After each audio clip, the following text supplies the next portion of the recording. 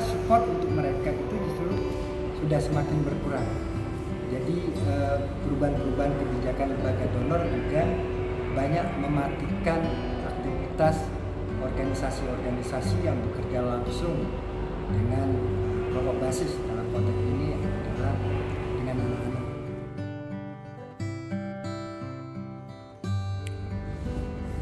Salam Pancasila bagi para pemirsa Layak TV.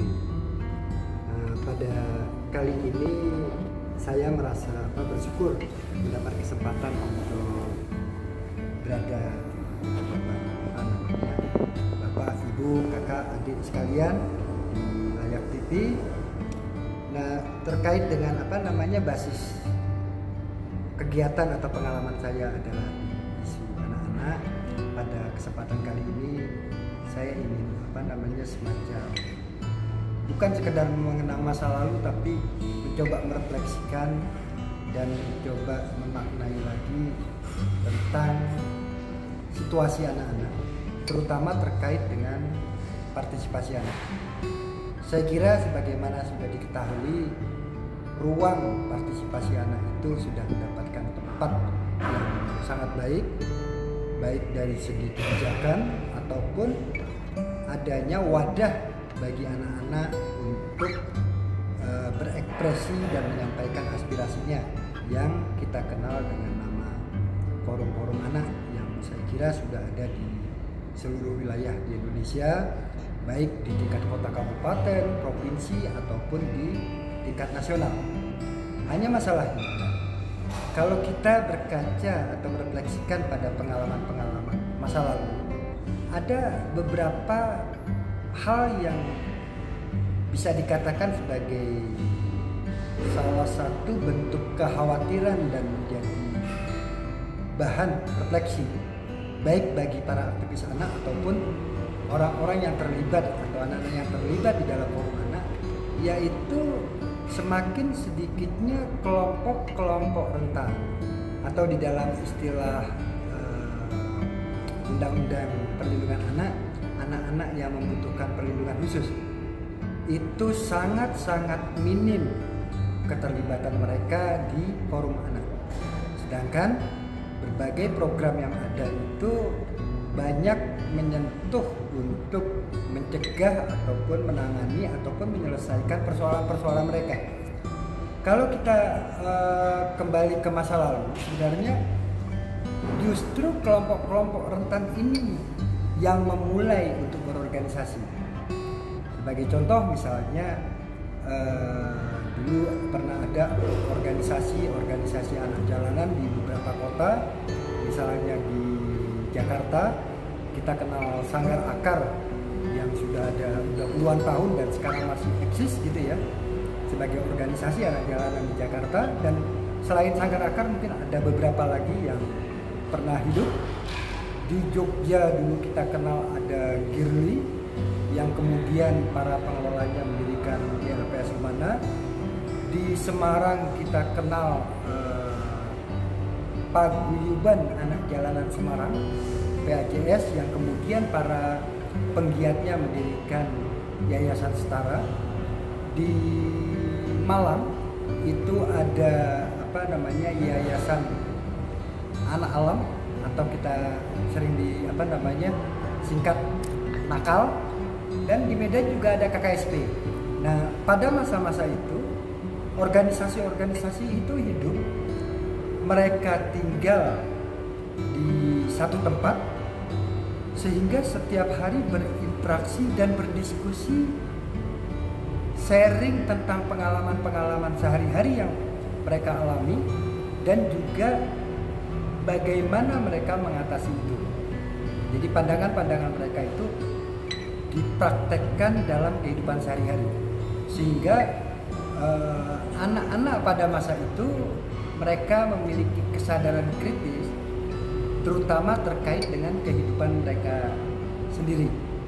Nah, pengorganisasian semacam ini yang kemudian mereka saling berinteraksi. Jadi anak jalanan Jogja, anak jalanan Semarang, anak jalanan Medan, anak jalanan Malang, Surabaya dan sebagainya, dan juga Bandung. Tadi lupa saya ini ya, dulu ada Yayasan Anak Merdeka, anak jalanan di Bandung, itu sering berinteraksi sehingga eksplorasi situasi dan eksplorasi pandangan-pandangan mereka semakin berkembang. Saya kira ini embrio dari berdirinya organisasi-organisasi anak yang lebih kecil, walaupun tidak sempat berkembang tapi sempat muncul. Itu adalah kelompok-kelompok pekerja anak, baik kelompok pekerja anak di perkebunan, kelompok pekerja anak di sektor pertanian dan sebagainya.